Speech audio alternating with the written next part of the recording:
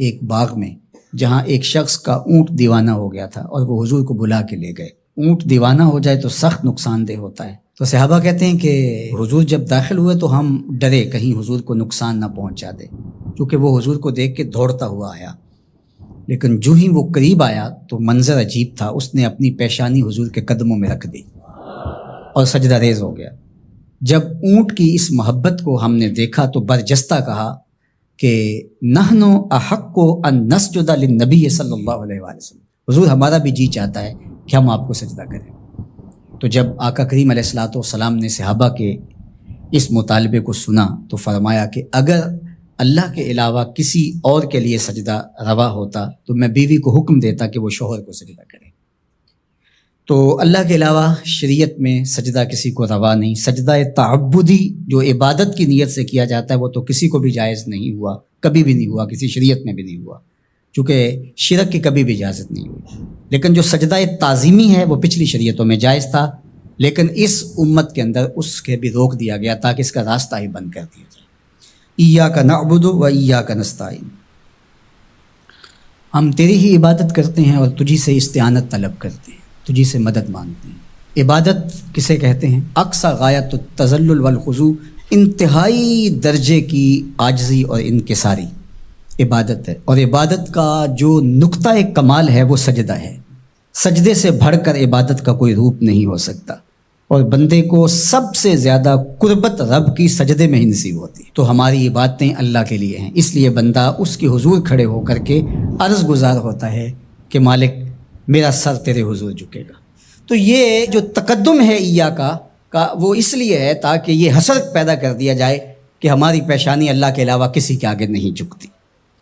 اچھا، اب یہاں ایاک اعبد بھی تو ہو سکتا تھا، لیکن نعبد ہے، اس لیے کہ بندے کو یہ سکھایا گیا کہ اپنی عبادت پہ ناز نہ کرنا، اپنی عبادت کو صالحین کی عبادت کے ساتھ جوڑ کے پیش کر، کہ مالک جس طرح تیرے بندوں کے سر تیرے حضور جھکے ہوئے ہیں، میرا سر بھی ان کے ساتھ تیرے حضور جھکا ہوا ہے، ان کی عبادت قبول کرے گا تو ٹوٹی پھوٹی شکستہ عبادت میری بھی قبول فرما لینا۔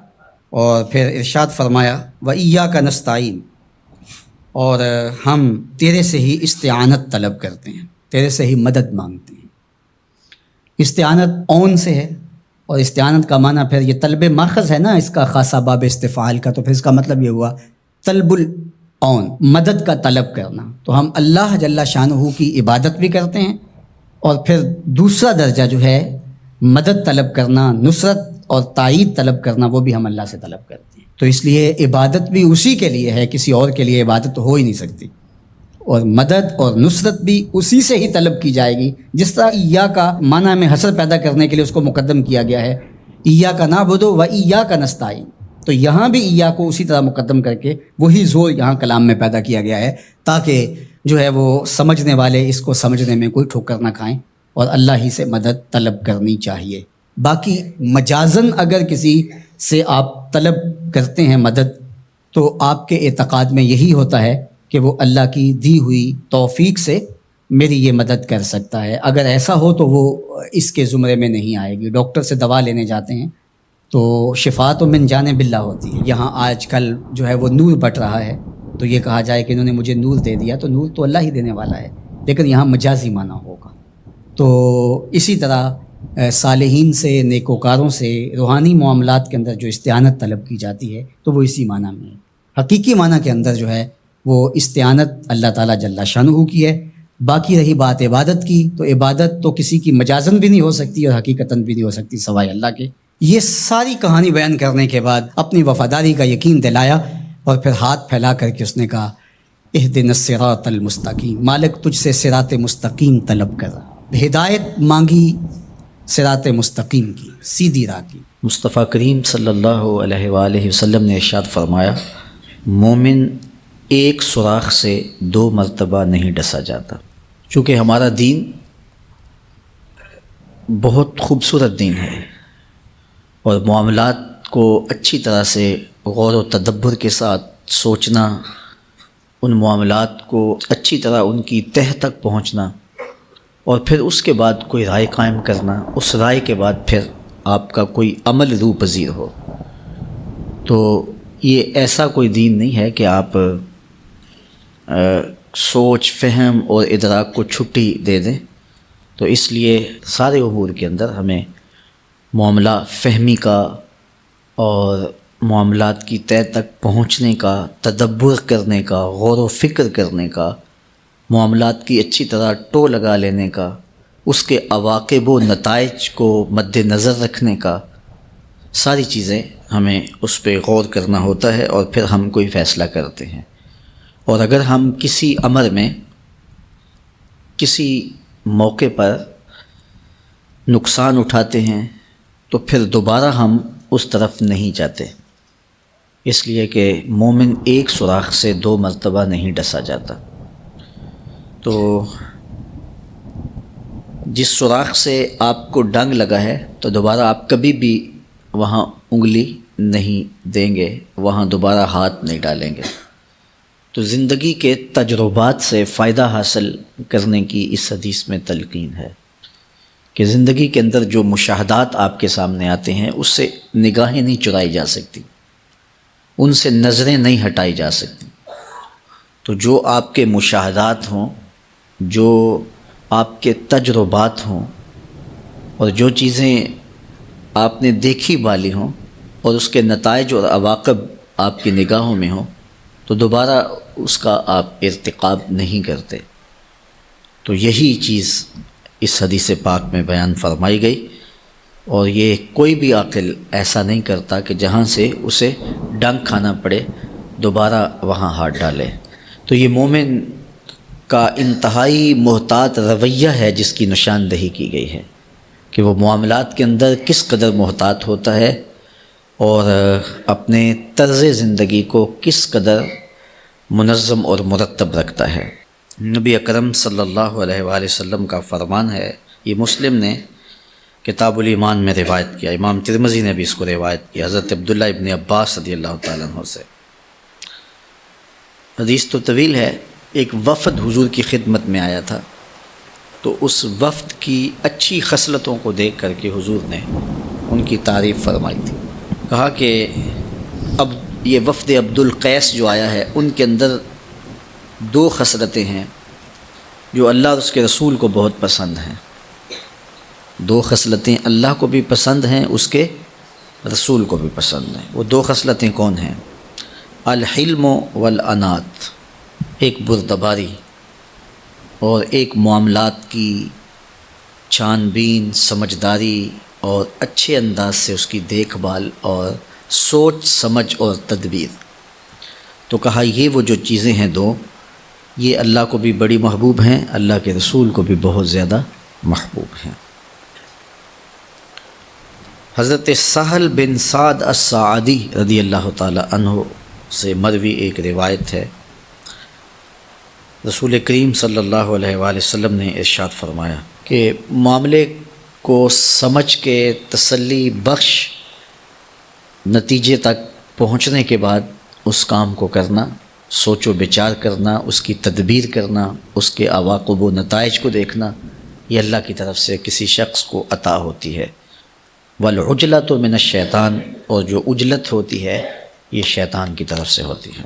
حضرت نبی رحمت کا ایک فرمان اور سنیے جو انہی احادیث کی تشریح ہے، جو حضرت انس رضی اللہ تعالی عنہ سے مروی ہے. کہتے ہیں کہ ایک شخص حضور کی خدمت میں عرض گزار ہوا، اوصنی، حضور مجھے وصیت کیجئے، مجھے کوئی وصیت کیجئے. مختلف اوقات میں مختلف لوگوں نے حضور سے وصیت طلب کی ہے. آقا کریم علیہ السلام نے مختلف اوقات کے اندر مختلف لوگوں کو مختلف جواب دیے ہیں.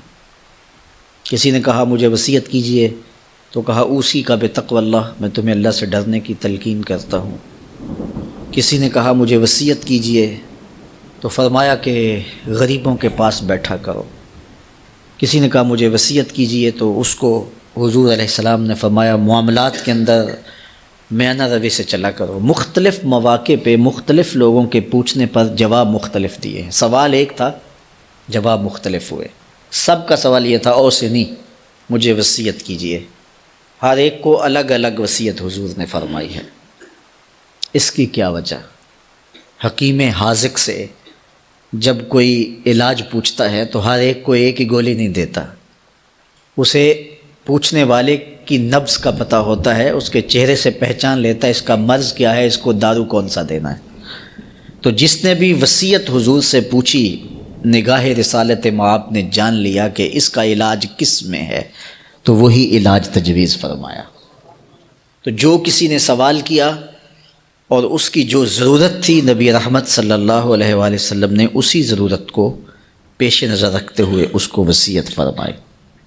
مجھے کوئی وصیت کے بارے پوچھتا ہے تو میں سوچ میں پڑ جاتا ہوں کہ اس کو کیا کہوں، تو لیکن اللہ کے محبوب سے کوئی پوچھتا تو حضور کے سامنے لوگ بالکل واضح تھے، شفاف آئینوں کی طرح حضور کے سامنے ہر ایک کا عکس تھا کہ اس کو کیا چاہیے، اس کو مرض کیا ہے، اس کا علاج کیا ہے، اس کو شفا کس دارو سے ہوگی۔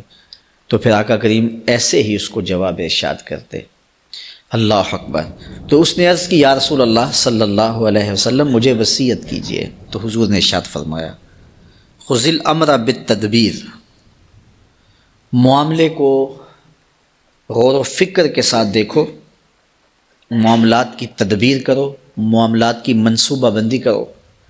جب کوئی بھی کام کرنا چاہو تو اس کی منصوبہ بندی کرو، پوری طرح سے اس کے عواقب و نتائج دیکھو اور اس کی اچھی تدبیر کرو، اور اگر تم سمجھو کہ اس کا نتیجہ اچھا نہیں ہے اور یہ کام، یہ مشق نتیجہ خیز نہیں ہوگی، تو پھر فرمایا اس کام کے کرنے سے رک جاؤ۔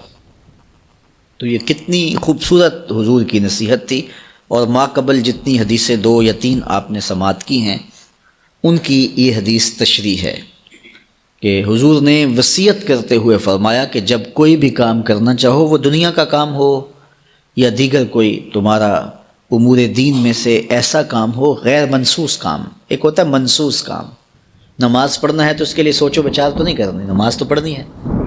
روزے کے لیے سحری کے وقت بندہ سوچنے لگ جائے کہ میں روزہ رکھوں کہ نہ رکھوں، ان امور پر تو سوچ و بچار نہیں کرنی ہے، سوچ و بچار ان امور پہ کرنی ہے کہ جن کی منصوبہ بندی آپ نے کرنی ہے، اور جن چیزوں کا ایسی چیزوں سے تعلق نہیں ہے، تو وہ کوئی آپ کام کرنے جا رہے ہیں تو اس کی پھر آپ نے منصوبہ بندی کرنی ہے۔ تو اسی طرح دنیاوی امور کے اندر بھی کچھ کام ہیں تو وہ تو آپ روزمرہ کی روٹین کے مطابق کرتے ہیں، اس میں تو ظاہر ہے بھوک لگی ہے تو کھانا کھا لینا ہے، بات ختم۔ لیکن اور بہت سارے دنیاوی امور ہیں، بچوں کے رشتے کرنے ہیں آپ جو ہے وہ گھر بنانا چاہتے ہیں تو آپ کہاں بنائیں، وہ منصوبہ بندی کریں گے کہ ہمسائے کیسے ہوں، کس سوسائٹی میں اپنا گھر بناؤں کہ میرے بچوں کا دین بچ سکے، میری نسلیں محفوظ رہ سکیں۔ کاروبار کرنا ہے تو کون سا کاروبار کروں، اس میں تمام پہلوؤں پہ غور کرنا ہوگا کہ ایسا کاروبار نہ ہو کہ جس میں ایسا کھب جاؤں کہ میرے پاس دین کے لیے بھی وقت نہ ہو اور اتنی مصروفیات مجھے گھیر لیں کہ میرے لیے 5 گانا نماز کی فرصت بھی نہ ہو۔ تو وہ منصوبہ بندی کرنی، دیکھنا ہے میرا فائدہ کس میں ہے، میرے جسم کو راحت کہاں ہوگی، میرا دین کیسے بچے گا، میں اپنی اولاد کو وقت دے پاؤں گا یا نہیں دے پاؤں گا۔ تو سارے امور پر غور و فکر کریں، دنیاوی امور ہیں، اسی طرح اور بہت سارے امور ہیں دنیا کے، اس طرح دینی امور ہیں بہت سارے۔ آپ دینی کوئی کام کرنا چاہ رہے ہیں تو فیلڈ کے اندر بہت سارے منصوبہ جات آپ کے لیے کھلے ہیں، کشادہ ہیں، آپ نے اختیار کرنا ہے۔ تو آپ اپنی رجحان طبع دیکھیں، میری طبع کا رجحان کیا ہے، رجحان طبع کے مطابق آپ کام کریں گے تو آپ کے لیے کام کرنا آسان ہوگا۔ ایک شخص فطرتاً مدرس ہے لیکن وہ مقرر بننے کی کوشش کرے گا، تو چونکہ وہ فطرتاً مقرر نہیں ہے تو خام خواہ ایک مشقت میں پڑے گا، تو اس کو اپنی صلاحیتوں کو ادھر لگا دینا چاہیے۔ ایک شخص کی طبع کے اندر جو ہے وہ تقریری صلاحیتیں ہیں تو وہ محرر بننا چاہتا ہے تو اس کے لیے یہ مشکل ہوگا کہ صلاحیتیں اس کو کسی اور جانب کھینچ رہی ہیں اور وہ اپنے آپ کو کسی اور سمت لے جا رہا ہے۔ اسی طرح مختلف امور ہیں جو اپنی طبع کو دیکھے، پھر دیکھے کہ مختلف امور ہیں، اس وقت حالات کا تقاضا کیا ہے، اس وقت امت کو سب سے زیادہ ضرورت کس چیز کی ہے۔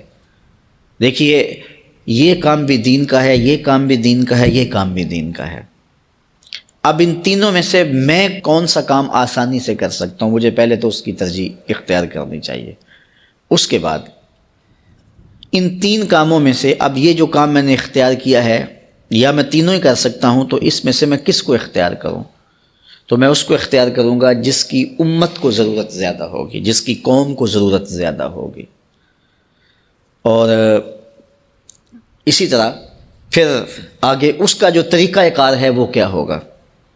تو اس کا کچھ تو حدود اور قیود شریعت اسلامیہ کی جانب سے متعین ہیں، آپ اس سے انحراف نہیں کر پائیں گے، لیکن کچھ چیزوں کے بارے میں آپ کو اختیار دیا گیا ہے، تو اس میں آپ اپنے اختیار کو کیسے استعمال کرتے ہیں، یہی آپ کی دانائی ہے، یہی آپ کی حکمت عملی ہے۔ تو وہی حکمت عملی آپ کی کامیابی کی ضمانت بنتی ہے۔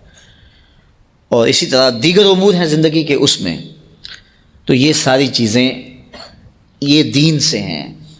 ایسا نہیں ہے کہ جدھر میں نے منہ اٹھا لیا اور ادھر میں چل پڑا، ایسا نہیں ہے، بلکہ مجھے اپنے معاملات کو مکمل تدبیر کے ساتھ، مکمل منصوبہ بندی کے ساتھ اپنے کاموں کا کوئی رخ متعین کرنا ہوگا، کوئی ترجیحات طے کرنی پڑیں گی۔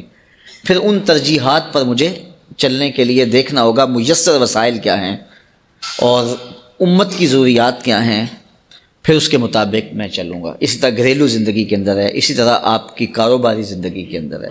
بہت سارے لوگ ایسے ہوتے ہیں کہ ان کے پاس راس المال بہت تھوڑا ہوتا ہے، اتنا بڑا کاروبار شروع کر لیتے ہیں کہ پھر قرض اٹھانا شروع کر دیتے ہیں اور قرض میں جکڑے جاتے ہیں۔ تو وہ کہتے ہیں جی میں نے تو جو کاروبار کیا ہے مجھے راس ہی نہیں آیا۔ میاں تم نے پہلے سوچا سمجھا ہی نہیں ہے، پہلے تم نے دیکھا ہوتا کہ میری چادر کتنی بڑی ہے اور میں نے پاؤں کتنے پھیلانے ہیں۔